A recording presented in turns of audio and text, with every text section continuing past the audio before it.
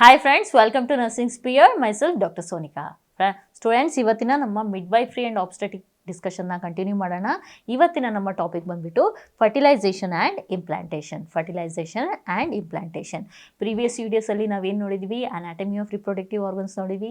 ಅದಾದಮೇಲೆ fundamentals of reproduction ಅಂತಂದರೆ gametes ಬಗ್ಗೆ ತಿಳ್ಕೊಂಡ್ವಿ, ಓವಾ ಸ್ಟ್ರಕ್ಚರ್ ತಿಳ್ಕೊಂಡ್ವಿ, ಹಾಗೆ ಸ್ಪರ್ಮ್ ಸ್ಟ್ರಕ್ಚರ್ ತಿಳ್ಕೊಂಡ್ವಿ, ಹೇಗಿರುತ್ತೆ, ಯಾವ ಥರ ಫಾರ್ಮೇಷನ್ ಆಗುತ್ತೆ, ಆ ಪ್ರೊಸೆಸ್ ಎಲ್ಲ ತಿಳ್ಕೊಂಡ್ವಿ. ಸೊ ಈ ವಿಡಿಯೋದಲ್ಲಿ ನಾವು ಡಿಸ್ಕಸ್ ಮಾಡ್ತಿರೋ ಟಾಪಿಕ್ ಬಂದುಬಿಟ್ಟು ಫರ್ಟಿಲೈಸೇಷನ್ ಮತ್ತು ಇಂಪ್ಲಾಂಟೇಷನ್. ಸೊ ಫಸ್ಟ್ ಫರ್ಟಿಲೈಸೇಷನ್ ಅಂದರೆ ಏನು ಅಂತ, ಅಂದರೆ ಫರ್ಟಿಲೈಸೇಷನ್ ಡೆಫಿನೇಷನ್ ಏನು ಅಂತ ತಿಳ್ಕೊಳ್ಳೋಣ. Fertilisation is nothing but the process by which the male gamete, that is sperm, fuses with a female gamete ovum to form a zygote. ನಮ್ಮ male gamete sperm ಏನಿದೆಯಲ್ಲ, ಅದು ಫೀಮೇಲ್ ಗ್ಯಾಮಿಟ್ ಓವಾ ಜೊತೆ fuse ಆಗಿಬಿಟ್ಟು ಒಂದು product of conception formation ಮಾಡುತ್ತೆ. ಅದಕ್ಕೆ ಏನು ಹೇಳ್ತೀವಿ, ಆ ಪ್ರಾಡಕ್ಟಿಗೆ ನಾವೇನು ಹೇಳ್ತೀವಿ, ಫ್ಯೂಸ್ ಆದಮೇಲೆ ಆ ಪ್ರಾಡಕ್ಟಿಗೆ ಏನಂತ ಹೇಳ್ತೀವಿ, ಝೈಗೋಟ್ ಅಂತ ಹೇಳ್ತೀವಿ. ಆ ಝೈಗೋಟ್ ಅಂತ ಹೇಳ್ತೇವೆ. ಈ ಹೋಲ್ ಪ್ರೋಸೆಸ್ಸಿಗೆ ನಾವೇನಂತ ಹೇಳ್ತೀವಿ, ಫರ್ಟಿಲೈಸೇಷನ್. ಹೋಲ್ ಪ್ರೋಸೆಸ್ಸಿಗೆ ಏನಂತ ಹೇಳ್ತೀವಿ ನಾವು, fertilisation is nothing but the fusion of male gamete with a female gamete to form a zygote. So usually ಎಲ್ಲ ಆಗುತ್ತೆ ಅಂತಂದರೆ, this is occurs in the fertilisation ಎಲ್ಲ ಆಗುತ್ತೆ ಅಂದರೆ ಫೆಲೋಪಿಯನ್ ಟ್ಯೂಬಲ್ಲಿ ಆಗುತ್ತೆ. ಫೆಲೋಪಿಯನ್ ಟ್ಯೂಬ್ ಅದರಲ್ಲೂ ಕೂಡ ಮೋಸ್ಟ್ ಕಾಮನ್ ಬಂದುಬಿಟ್ಟು ampullary part. Most common part of fertilisation ಬಂದುಬಿಟ್ಟು ಫೆಲೋಪಿಯನ್ ಟ್ಯೂಬ್, ಅದರಲ್ಲೂ ಕೂಡ ಆಂಪ್ಯುಲರಿ ಪಾರ್ಟ್. ಸೊ ನಮಗೆ ಗೊತ್ತಿದೆ, ದಿಸ್ ಇಸ್ ಆರ್ ಫೆಲೋಪಿಯನ್ ಟ್ಯೂಬಲ್ಲಿ ಫಸ್ಟ್ ಬರೋದು ಇಂಟರ್ಸ್ಟಿಷಿಯಮ್, ಅದಾದಮೇಲೆ ಬರೋದು ಇಸ್ತಮಸ್. ಸೊ ಅದಾದಮೇಲೆ ಬರೋ ಪಾರ್ಟಿಗೆ ಏನಂತ ಹೇಳ್ತೀವಿ ನಾವು, ಆಂಪ್ಯುಲಾ ಅಂತ ಹೇಳ್ತೀವಿ. Ampulla is the longest. ಎಷ್ಟಿರುತ್ತೆ, 5 ಸೆಂಟಿಮೀಟರ್ ಇರುತ್ತೆ. ಈ ಪಾರ್ಟಲ್ಲಿ ಏನಾಗುತ್ತೆ, ಈ ಆಂಪ್ಯುಲಾದಲ್ಲಿ ಯೂಶಲಿ ಫರ್ಟಿಲೈಸೇಷನ್ ಆಗುತ್ತೆ. ಮೋಸ್ಟ್ ಕಾಮನ್ ಫರ್ಟಿಲೈಸೇಷನ್ ಅಕರಿಂದ ಆಂಪ್ಯುಲಾ. ಸೊ ಯಾವ ಥರ ಆಗುತ್ತೆ ಫರ್ಟಿಲೈಸೇಷನ್ ಅನ್ನೋದನ್ನು ನೋಡೋಣ. ಈ ಝೈಗೋಟ್ ಫಾರ್ಮೇಷನ್ ಯಾವ ಥರ ಆಗುತ್ತೆ ಅನ್ನೋದನ್ನು ನೋಡೋಣ. ದ ಫಸ್ಟ್ ಸ್ಟೆಪ್ ಬಂದುಬಿಟ್ಟು ಕಾಯ್ಟಸ್ ಅಂದರೆ ejaculation of the semen into the vagina. The act is called as a coitus. So coitus ಆದಾಗ ಏನಾಗುತ್ತೆ, ಮಿಲಿಯನ್ಸ್ ಆಫ್ ಸ್ಪರ್ಮ್ಸ್ ಇರುತ್ತಲ್ಲ, ಅದು ವೆಜೈನಕ್ಕೆ ಎಂಟ್ರಿ ಆಗುತ್ತೆ. ದ ನೆಕ್ಸ್ಟ್ ಸ್ಟೆಪ್ ಬಂದುಬಿಟ್ಟು ಕಾಯ್ಟಸ್ ಆದಮೇಲೆ ದ ನೆಕ್ಸ್ಟ್ ಸ್ಟೆಪ್ ಬಂದುಬಿಟ್ಟು ಕೆಪಾಸಿಟೇಷನ್. ದ ವರ್ಡ್ ಕೆಪಾಸಿಟೇಷನ್ ಇದು ಇಂಪಾರ್ಟೆಂಟು. ಕೆಪಾಸಿಟೇಷನ್ ಅಂದರೆ ಏನು ಅಂದರೆ, ಈ ಸ್ಪರ್ಮಲ್ಲಿ ಕೆಲವೊಂದು ಫಿಸಿಯೋಲಾಜಿಕಲ್ ಚೇಂಜಸ್ ಆಗುತ್ತೆ. ಏನಕ್ಕೆ ಈ ಫಿಸಿಯೋಲಾಜಿಕಲ್ ಚೇಂಜಸ್ ಆಗುತ್ತೆ ಅಂತಂದರೆ, ನಮಗೆಲ್ಲ ಗೊತ್ತಿರೋ ಹಾಗೆ ಸ್ಪರ್ಮ್ ಏನಿದೆ ಅದು motile. It is a motile cell. ಅಂದರೆ ಅದು ಒಂದು ಕಡೆಯಿಂದ ಇನ್ನೊಂದು ಕಡೆಗೆ ಆನ್ ಇಟ್ಸ್ ಓನ್ ಮೂವ್ ಆಗ್ಬೋದು. ಸೊ ಅದಕ್ಕೇನಂತ ಹೇಳ್ತೇವೆ ನಾವು, it is motility. It has got its own motility. So ಈ ಕೆಪಾಸಿಟೇಷನ್ ಅಂದರೆ ಈ ಫಿಸಿಯೋಲಾಜಿಕಲ್ ಚೇಂಜಸ್ಸಿಂದ ಏನಾಗುತ್ತೆ ಅಂತಂದರೆ, ಇಟ್ ಅಟೈನ್ಸ್ ಹೈಯೆಸ್ಟ್ ಮೊಬಿಲಿಟಿ ಅಂದರೆ ತುಂಬ ಫಾಸ್ಟಾಗಿ ಮೂವ್ ಆಗೋಕ್ಕೆ ಸ್ಟಾರ್ಟ್ ಆಗುತ್ತೆ. ಸೊ ಅದಕ್ಕೆ ಈ ಫಿಸಿಯೋಲಾಜಿಕಲ್ ಚೇಂಜಸ್ ಆಗುತ್ತೆ. ಎಲ್ಲ ಆಗುತ್ತೆ ಈ ಫಿಸಿಯೋಲಾಜಿಕಲ್ ಚೇಂಜಸ್ ಅಂದರೆ ಫೀಮೇಲ್ ರಿಪ್ರೊಡಕ್ಟಿವ್ ಆರ್ಗನಲ್ಲಿ ಸ್ಪರ್ಮಲ್ಲಿ ಆಗೋ ಫಿಸಿಯೋಲಾಜಿಕಲ್ ಚೇಂಜಸ್ಗೆ ನಾವೇನಂತ ಹೇಳ್ತೇವೆ, ಕೆಪಾಸಿಟೇಷನ್ ಅಂತ ಹೇಳ್ತೇವೆ. ಇದರಿಂದ ಹೈಯೆಸ್ಟ್ ಮೊಬಿಲಿಟಿ ಅಚೀವ್ ಆಗುತ್ತೆ. ಸೊ ಹೈಯೆಸ್ಟ್ ಕೆಪಾಸಿಟೇಷನ್ ಆಗೋದೆಲ್ಲಿ ಅಂತಂದರೆ ಫೆಲೋಪಿಯನ್ ಟ್ಯೂಬ್. ನಮಗೆಲ್ಲ ಗೊತ್ತಿರೋ ಹಾಗೆ ದಿಸ್ ಈಸ್ ವೆಜೈನಾದ ಮೇಲೆ ಏನು ಬರುತ್ತೆ, ವಿ ಹ್ಯಾವ್ ಗಾಟ್ ಸರ್ವಿಕ್ಸ್ ಆದಮೇಲೆ ಯೂಟ್ರಸ್ ಆದಮೇಲೆ V have got 2 fallopian tubes. So ಇಲ್ಲಿ ಮಿಲಿಯನ್ಸ್ ಆಫ್ ಸ್ಪರ್ಮ್ಸ್ ಎಂಟರ್ ಆಗುತ್ತೆ. After they attain maximum capacitation at the fallopian tube. So by the time fallopian tube alli reach adaga, we have got only 300 to 500 sperms ಅಷ್ಟೇ fallopian tube ನ reach ಆಗುತ್ತೆ. ಈ million sperms ಏನಿರುತ್ತಲ್ಲ, ಅದು ಅದರಲ್ಲಿ ಕೇವಲ 300 to 500 sperms fallopian ಟ್ಯೂಬ್ನ reach ಆಗುತ್ತೆ. Fallopian tube reach ಆದಾಗ ಏನಾಗುತ್ತೆ, ಸೊ ನೆಕ್ಸ್ಟ್ ಏನಾಗುತ್ತೆ, so it enables sperm to penetrate the egg covering. ಅಂದರೆ ಈ ಕೆಪಾಸಿಟೇಷನ್ ಫಿಸಿಯೋಲಾಜಿಕಲ್ ಚೇಂಜ್ ಆಗೋದ್ರಿಂದನೂ ಏನಾಗುತ್ತೆ ಅಂತಂದರೆ, ನಮಗೆ ಗೊತ್ತು ಎಗ್ ಕವರಿಂಗ್ ಅಂದರೆ ಕೊರೋನಾ ರೇಡಿಯೇಟಾದ ಕೆಳಗಡೆ ಏನಿರುತ್ತೆ, ಝೋನಾ ಪೆಲುಸಿಡಾ. ಸೊ ಸ್ಪರ್ಮು ಎಗ್ಗೊಳಗೆ ಎಂಟ್ರಿ ಅಂದರೆ ಈ ಕವರಿಂಗ್ಗಳನ್ನ ಸರ್ಪಾಸ್ ಮಾಡಿಕೊಂಡು ಒಳಗಡೆ ಹೋಗೋದಕ್ಕೆ ಈ ಕೆಪಾಸಿಟೇಷನ್ ಹೆಲ್ಪ್ ಮಾಡುತ್ತೆ. ಸೊ ಆಫ್ಟರ್ ಕೆಪಾಸಿಟೇಷನ್ ನಮ್ಮ ಥರ್ಡ್ ಸ್ಟೆಪ್ ಬಂದ್ಬಿಟ್ಟು ಏನು ಅಂತಂದರೆ ಸೊ ನಾನು ಆಗಲೇ ಸ್ಟ್ರಕ್ಚರ್ ಆಫ್ ಸ್ಪರ್ಮಲ್ಲಿ ಏನು ಹೇಳಿದ್ದೆ, ಸ್ಪರ್ಮ್ ಹ್ಯಾಸ್ ಗಾಟ್ ಹೆಡ್, ಅದರಲ್ಲಿ ಏನಿರುತ್ತೆ ನ್ಯೂಕ್ಲಿಯಸ್ ಇರುತ್ತೆ, ಮೇಲ್ ನ್ಯೂಕ್ಲಿಯಸ್ ಇರುತ್ತೆ, ಅದ್ರ ಸುತ್ತ ಒಂದು ಕವರಿಂಗ್ ಇರುತ್ತೆ. ಆ ಕವರಿಂಗಿಗೆ ಏನಂತ ಹೇಳ್ತೀವಿ ನಾವು, ಆಕ್ರೋಸೋಮ್ ಅಂತ ಹೇಳ್ಬಿಡ್ತೇವೆ. ಇದು ಬಾಡಿ, ಇದು ನೆಕ್, ಬಾಡಿ, ಅದಾದಮೇಲೆ it has got tail. So ಈ ಆಕ್ರೋಸೋಮ್ ಕವರಿಂಗಲ್ಲಿ there is something known as hyaluronidase enzyme. ಈ ಹೈಲ್ಯೂರಿಡಿನೇಸ್ ಎಂಜೈಮ್ ಏನು ಮಾಡುತ್ತೆ ಅಂದರೆ, ನಮಗೆ ಓವಾದಲ್ಲಿ ಗೊತ್ತಿದೆ, ಓವಾದಲ್ಲಿ ಏನಾಗುತ್ತೆ ಅಂದರೆ ಈ ಥರ ಗ್ರ್ಯಾನ್ಯುಲೋಸಸ್ ಸೆಲ್ಸ್ ಅರೇಂಜ್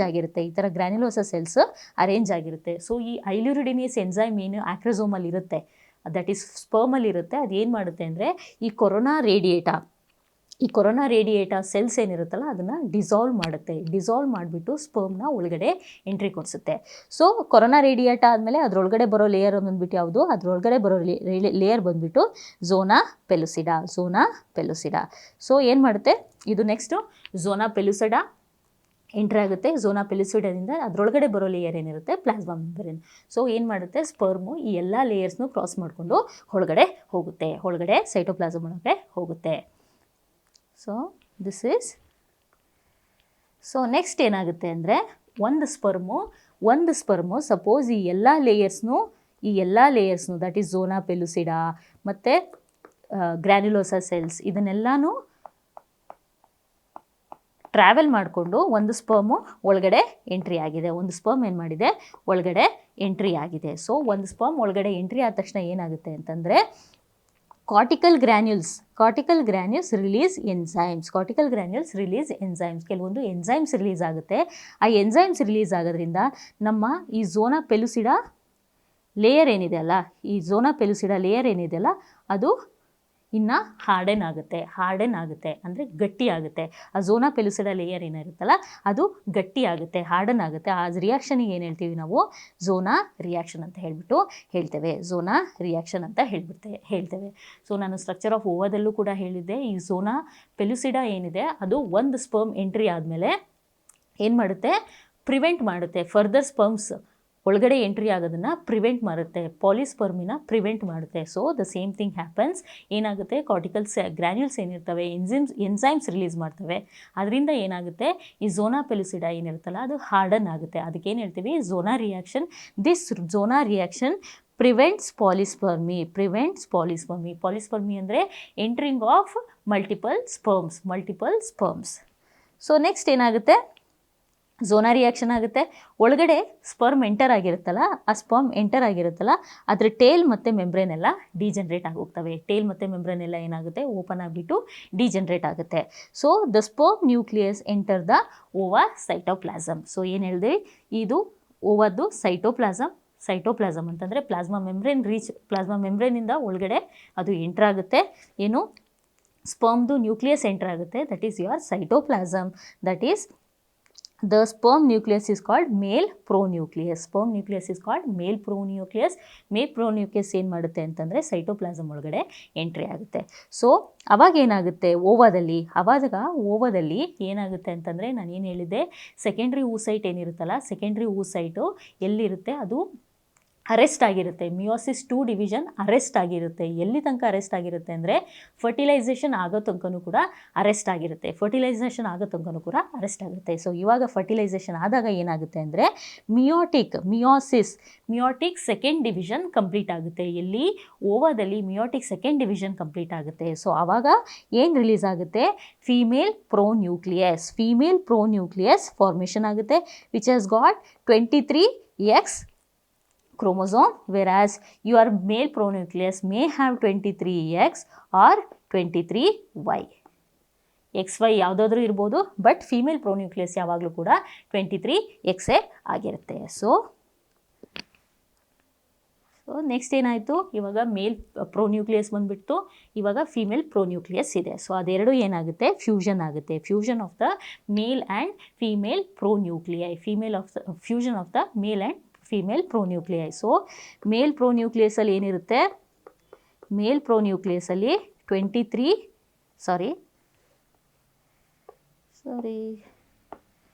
ಸೊ 23X ಅಥವಾ 23Y ಇರ್ಬೋದು. ವೆರಾಸ್ ಆರ್ ಫೀಮೇಲ್ ಪ್ರೋನ್ಯೂಕ್ಲಿಯಲ್ಲಿ ಏನಿರುತ್ತೆ ಅಂತಂದರೆ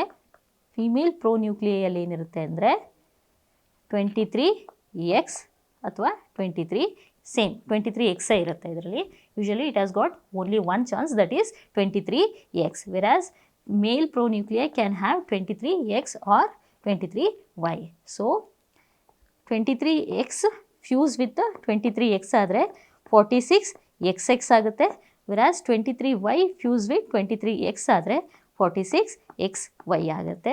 this is female and again this is males. So it has got. So next ಏನಾಗುತ್ತೆ ಅಂದರೆ ಈ ಮೇಲ್ ಮತ್ತು ಫಿಮೇಲ್ ಪ್ರೋನ್ಯೂಕ್ಲಿಯೈ ಫ್ಯೂಸ್ ಆದಾಗ ಏನಾಗುತ್ತೆ ಅಂದರೆ there is a formation of a zygote. Zygote formation ಆಗುತ್ತೆ.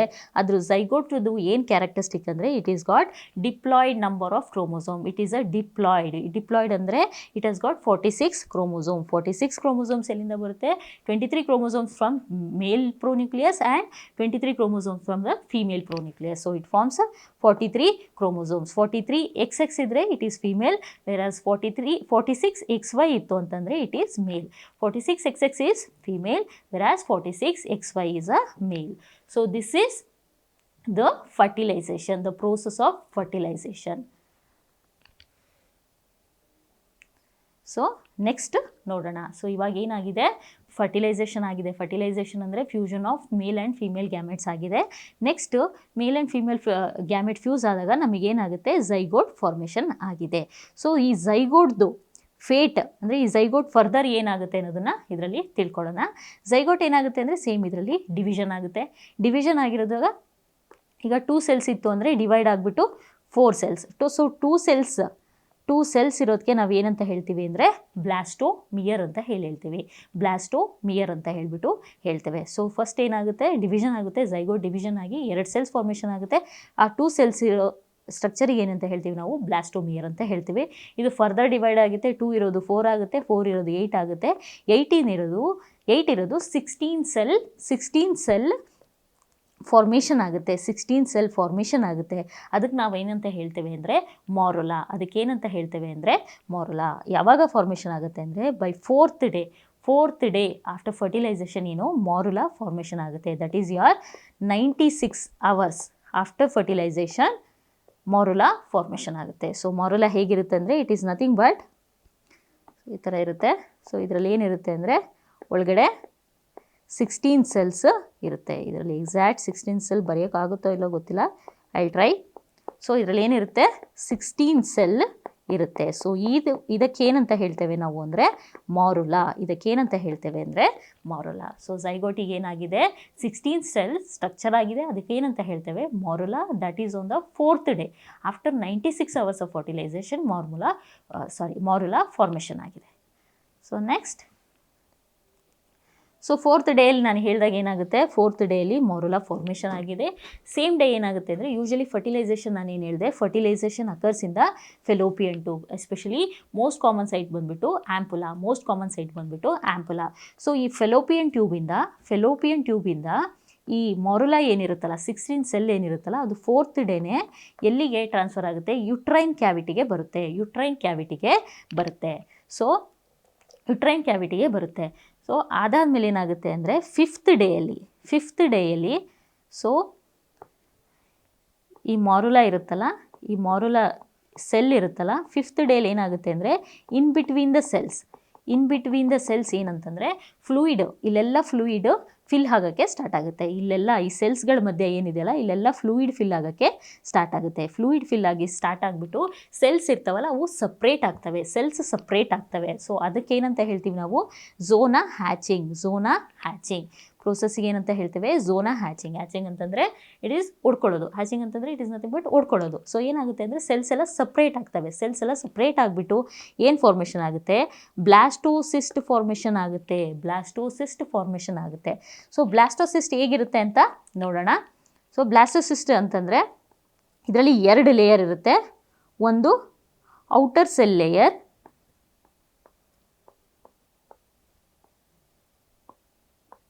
ಇದು outer cell outer cell mass. ಇದೇನು ಬರಿತಾ ಇದ್ದೀನಲ್ಲ ಇದಕ್ಕೆ ಔಟರ್ ಸೆಲ್ ಮಾಸ್ ಅಂತ ಹೇಳ್ತೀವಿ. So this is called as trophoblast. This is called as trophoblast. So next ಇದರೊಳಗಡೆ there is something known as inner cell mass. ಇಲ್ಲಿ ಕೆಳಗಡೆ ಏನಿರುತ್ತಲ್ಲ ಅದಕ್ಕೆ ನಾವೇನಂತ ಹೇಳ್ತೀವಿ, ಇನ್ನರ್ ಸೆಲ್ ಮಾಸ್. ಒಂದು ಔಟರ್ ಸೆಲ್ ಮಾಸ್, ಇನ್ನೊಂದು ಇನ್ನರ್ ಸೆಲ್ ಮಾಸ್. ಈ ಇನ್ನರ್ ಸೆಲ್ ಮಾಸ್ಗೆ ಏನಂತ ಹೇಳ್ತೀವಿ ಅಂದರೆ, ಇನ್ನರ್ ಸೆಲ್ ಮಾಸ್ಗೆ ಏನಂತ ಹೇಳ್ತೀವಿ ಅಂದರೆ ಎಂಬ್ರಿಯೋಬ್ಲಾಸ್ಟ್. ಸೊ ಇಲ್ಲಿ ಮಧ್ಯೆ ಕ್ಯಾವಿಟಿಗೆ ಏನಂತ ಹೇಳ್ತೀವಿ ಅಂದರೆ blastocoel. Blastocoel. So this is the structure of blastocyst. Blastocyst structure ಹೇಗಿರುತ್ತೆ ಅಂತಂದರೆ, ಬ್ಲಾಸ್ಟೋಸಿಸ್ಟ್ನ ನಾವು ನೋಡಿದ್ವಿ ಅಂದರೆ ಯಾವ ಥರ ಇರುತ್ತೆ ಅಂದರೆ, it has got 2 cell layer. ಒಂದು outer cell mass. Outer cell ಮಾಸ್ಗೆ ಏನಂತ ಹೇಳ್ತೀವಿ ನಾವು, ಟ್ರೋಫೋಬ್ಲಾಸ್ಟ್ ಅಂತ ಹೇಳ್ತೀವಿ. ಇನ್ನರ್ ಸೆಲ್ ಮಾಸ್ಗೆ ಏನಂತ ಹೇಳ್ತೀವಿ, ಎಂಬ್ರಿಯೋಬ್ಲಾಸ್ಟ್ ಅಂತ ಹೇಳ್ತೀವಿ. ಮಧ್ಯದಲ್ಲಿರೋ ಕ್ಯಾವಿಟಿಗೆ ಬ್ಲಾಸ್ಟೋಸೀಲ್ ಅಂತ ಹೇಳ್ತೀವಿ. ಸೊ 5th ಡೇ ಏನಾಗಿದೆ, ನಮ್ಮ ಬ್ಲಾಸ್ಟೋಸಿಸ್ಟ್ ಫಾರ್ಮೇಷನ್ ಆಗಿದೆ. ಬ್ಲಾಸ್ಟೋಸಿಸ್ಟ್ ಫಾರ್ಮೇಷನ್ 5th ಡೇ ಆಗಿದೆ. ನೆಕ್ಸ್ಟ್ ಏನಾಗುತ್ತೆ, ಈ ಬ್ಲಾಸ್ಟೋಸಿಸ್ಟ್ ಫಾರ್ಮೇಷನ್ ಆಗಿರೋ ಈ ಸಿಸ್ಟ್ ಏನಿರುತ್ತಲ್ಲ ಅದು ಏನು ಮಾಡುತ್ತೆ ಅಂದರೆ ಎಂಡೋಮೆಟ್ರಿಯಮಲ್ಲಿ ಹೋಗ್ಬಿಟ್ಟು ಅಟ್ಯಾಚ್ ಆಗುತ್ತೆ.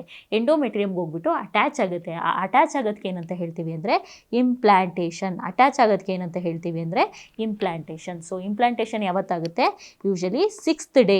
6th ಡೇ ಏನಾಗುತ್ತೆ, ಇಂಪ್ಲಾಂಟೇಷನ್ ಆಗುತ್ತೆ. ಇಂಪ್ಲಾಂಟೇಷನ್ ಎಲ್ಲಿಗಾಗುತ್ತೆ, endometrium, especially the posterior wall of the uterus. Posterior wall of the uterus ಅಲ್ಲಿ ಇಂಪ್ಲಾಂಟೇಷನ್ ಆಗುತ್ತೆ. ಸೊ ಇಂಪ್ಲಾಂಟೇಷನ್ ಬಗ್ಗೆ ತಿಳ್ಕೊಳ್ಳೋಣ. ಸೊ ನಾನು ಏನು ಹೇಳಿದೆ, implantation usually 6th day implantation ಆಗುತ್ತೆ. ಸ್ಟಾರ್ಟ್ ಆಗೋದು 6th ಡೇ, ಕಂಪ್ಲೀಟ್ ಆಗೋದು 10 to 11 ಡೇಸಲ್ಲಿ ಯೂಶಲಿ ಇಂಪ್ಲಾಂಟೇಷನ್ ಕಡಿಮೆ ಆಗುತ್ತೆ. ಇಂಪ್ಲಾಂಟೇಷನ್ ಕಂಪ್ಲೀಟ್ ಆಗುತ್ತೆ. ಇಂಪ್ಲಾಂಟೇಷನ್ ಅಂದರೆ ನಥಿಂಗ್ ಬಟ್ ಏನು ಬ್ಲಾಸ್ಟೋಸಿಸ್ಟ್ ಅಂದರೆ ಝೈಗೋಟ್ ಅಥವಾ ಈ ಪ್ರಾಡಕ್ಟ್ ಆಫ್ ಕನ್ಸೆಪ್ಷನ್ ಬ್ಲಾಸ್ಟೋಸಿಸ್ಟಾಗಿ ಕನ್ವರ್ಟ್ ಆಗಿರುತ್ತೆ, ಅಥವಾ ಪ್ರಾಡಕ್ಟ್ ಆಫ್ ಕನ್ಸೆಪ್ಷನ್ ಇರುತ್ತಲ್ಲ ಅದೋಗ್ಬಿಟ್ಟು ಎಂಡೋಮೆಟ್ರಿಯಮ್ಗೆ ಅಟ್ಯಾಚ್ ಆಗುತ್ತೆ. ಎಂಡೋಮೆಟ್ರಿಯಮ್ಗೆ ಅಟ್ಯಾಚ್ ಆಗುತ್ತೆ. ಸೊ ಅದಕ್ಕೆ ಏನಂತ ಹೇಳ್ತೀವಿ ನಾವು, ಇಂಪ್ಲಾಂಟೇಷನ್. ಸೊ ಯೂಶಲಿ ಇಂಪ್ಲಾಂಟೇಷನ್ ಎಲ್ಲ ಆಗುತ್ತೆ ಅಂದರೆ, ದಿಸ್ ಇಸ್ ದ ಕ್ವೆಶ್ಚನ್. ಇದು ಇಂಪಾರ್ಟೆಂಟ್ ಪಾಯಿಂಟು. ಯೂಶಲಿ ಕ್ವೆಶನ್ಸ್ ಕೇಳ್ತಾರೆ, ಇಂಪ್ಲಾಂಟೇಷನ್ ಎಲ್ಲ ಆಗುತ್ತೆ ಅಂದರೆ usually the posterior wall of the uterus. Posterior wall of the uterus, ಅದರಲ್ಲೂ ಕೂಡ upper segment. So this is the uterus. This is like the lower portion, that is lower segment, whereas this is the upper segment. Upper segment ಅಲ್ಲಿ ಏನಾಗುತ್ತೆ ಅಂತಂದರೆ, upper segment ಅಲ್ಲಿ it gets attached to the endometrium. So ನಾನು ಏನು ಹೇಳಿದೆ, layers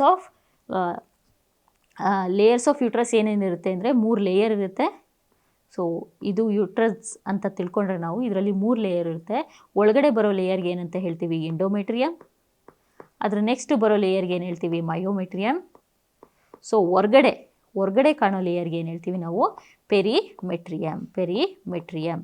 so ಈ ಎಂಡೋಮೆಟ್ರಿಯಮ್ಗೆ product of conception ಬಂದುಬಿಟ್ಟು ಅಟ್ಯಾಚ್ ಆಗುತ್ತೆ. ಸೊ ಎಲ್ಲಿ ಅಟ್ಯಾಚ್ ಆಗುತ್ತೆ, that is posterior wall of the uterus, that to in the upper uterine segment.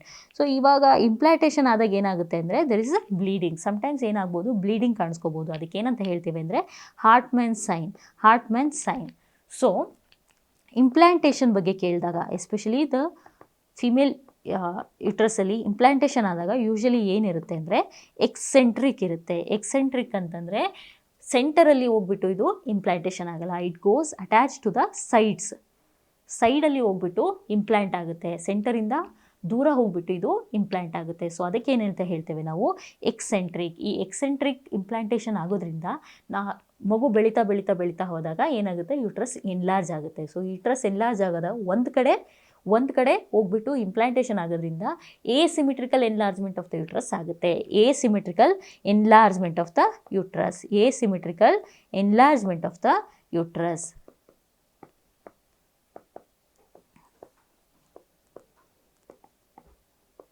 So implantation is usually eccentric and it is a interstitial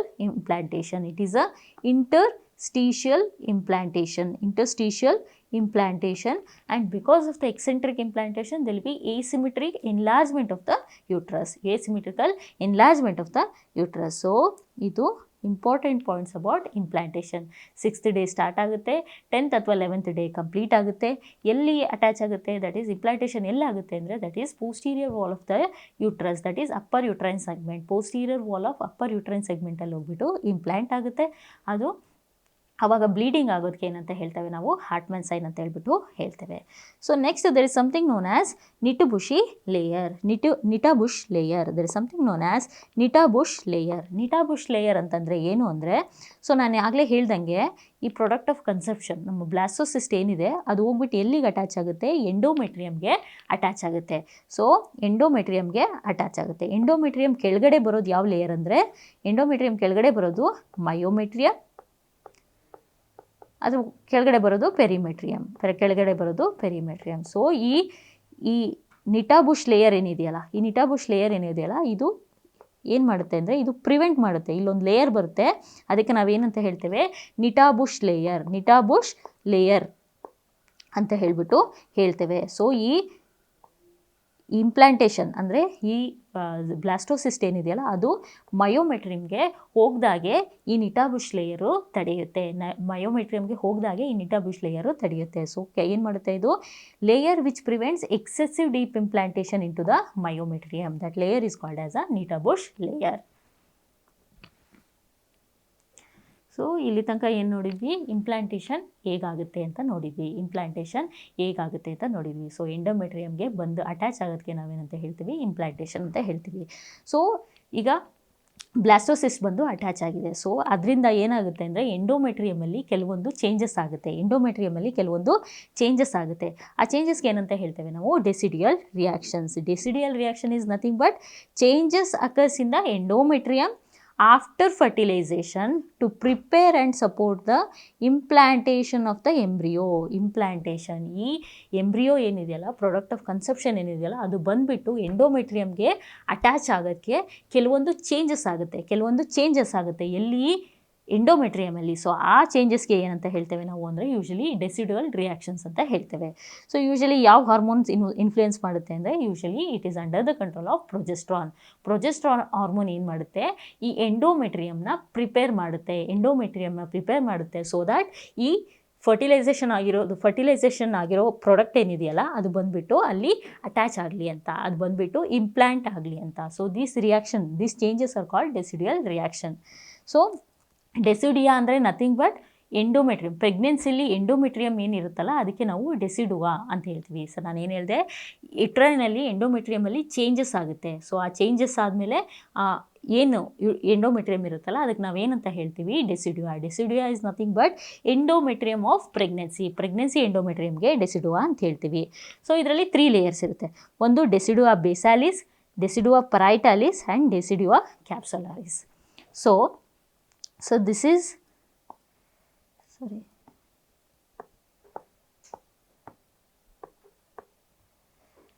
so ಇದು ಬಂದ್ಬಿಟ್ಟು embryo, that is blastocyst. So ಇದು endometrium, this is endometrium.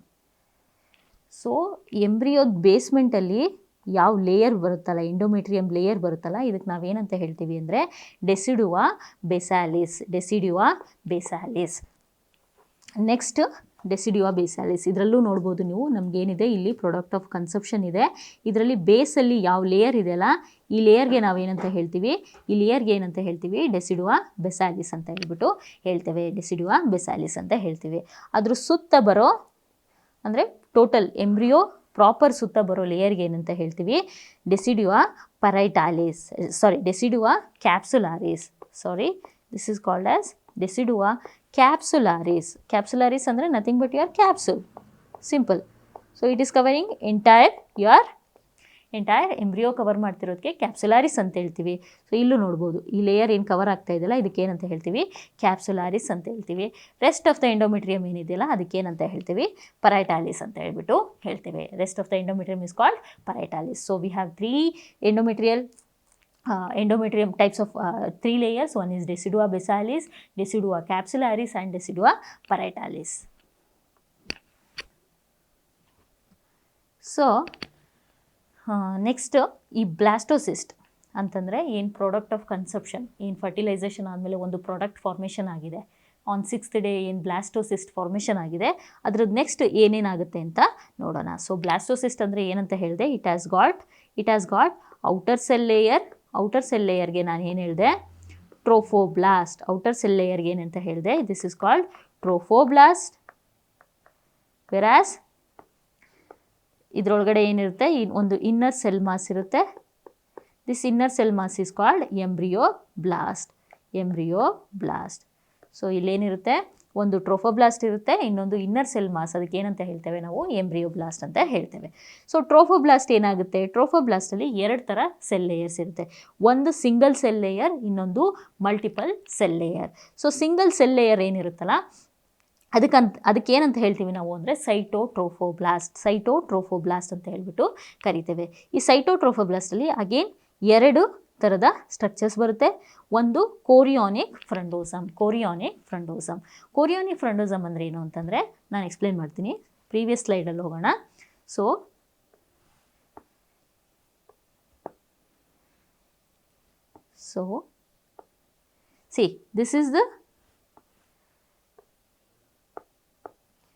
this is the blastocyst. You can see. So this is the blastocyst. This is the basalis ಅಂದರೆ endometrium decidua basalis. This is decidua ಬೆಸಾಲಿಸ್.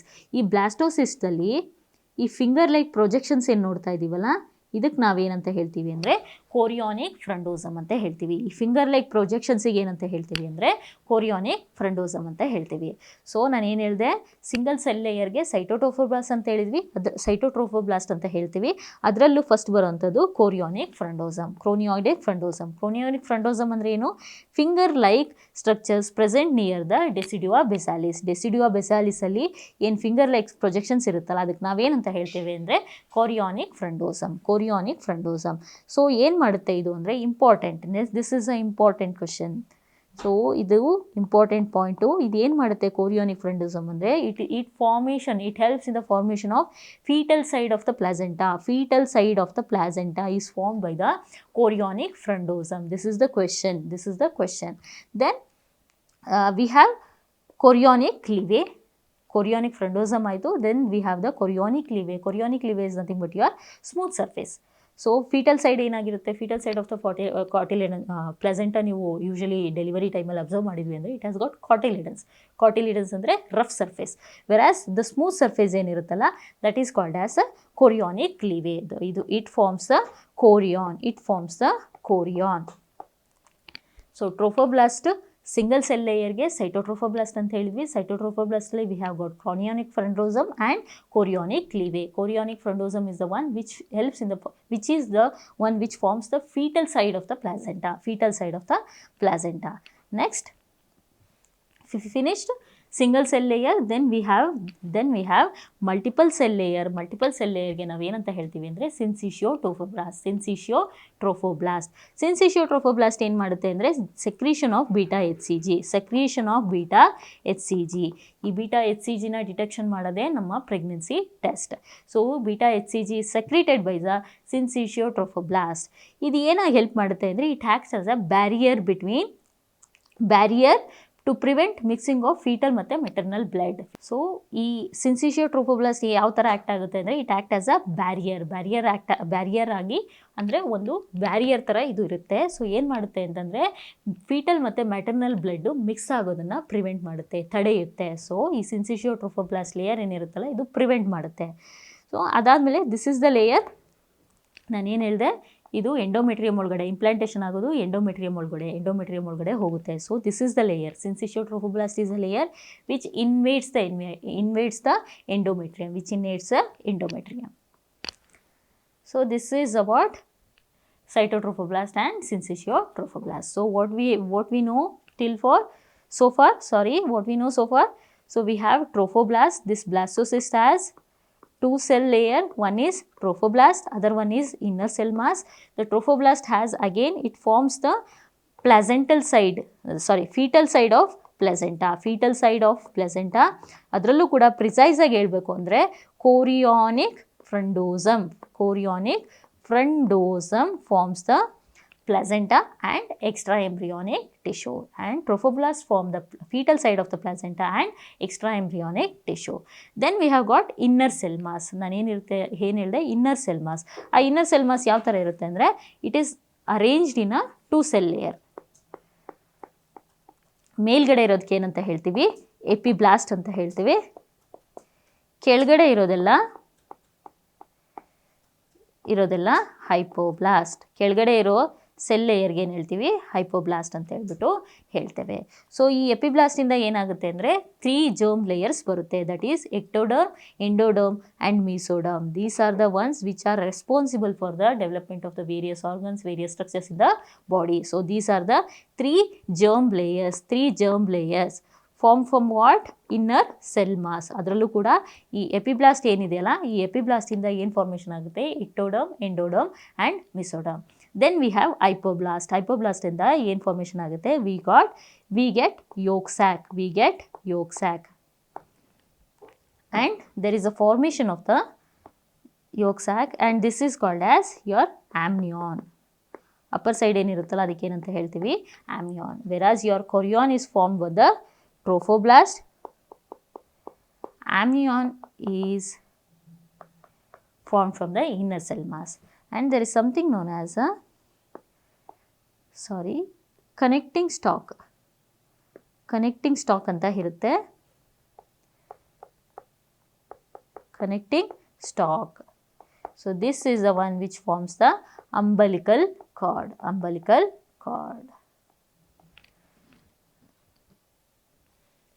So friends, this is all about the fertilization and the implantation. ಇದುವರೆಗೂ ನಾವು ಯಾವ ಥರ fertilisation ಆಗುತ್ತೆ, ಎಷ್ಟು chromosomes ಇರುತ್ತೆ, ಯಾವ್ಯಾವ daily ಯಾವ್ಯಾವ ಥರ ಚೇಂಜಸ್ ಆಗುತ್ತೆ ಅನ್ನೋದನ್ನು ಡಿಸ್ಕಸ್ ಮಾಡಿದ್ವಿ. ಸೊ ಇದ್ರ ಜೊತೆ ನಮ್ಮ ಇವತ್ತಿನ ಡಿಸ್ಕಷನ್ನ ಇಲ್ಲಿಗೆ ಸ್ಟಾಪ್ ಮಾಡೋಣ. Thank you.